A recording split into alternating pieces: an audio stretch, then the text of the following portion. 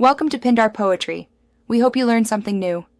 Open Settings and tap Personal Hotspot to confirm it is enabled now.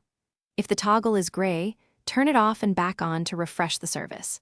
Toggle Wi-Fi and Bluetooth from Control Center to force a reconnection with other devices. Next, enable airplane mode for 10 seconds, then disable it to reset radios and connections. If that fails, restart your iPhone by holding the side button until the power slider appears on screen. Go to Settings, General, Software Update, and install any available iOS update immediately. Updates often fix personal hotspot bugs and compatibility issues with other devices. If updates do not help, choose Settings, General, Transfer, or Reset iPhone, then reset network settings to clear APN and Wi-Fi profiles. This will remove saved Wi-Fi passwords, so be ready to reconnect.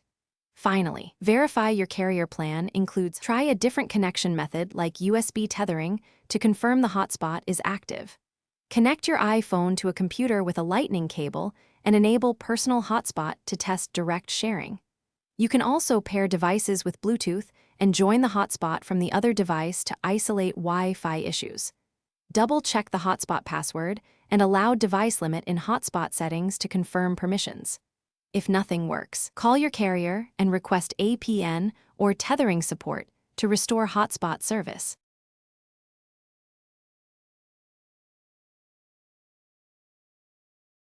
Thanks for watching. Consider subscribing if we helped you.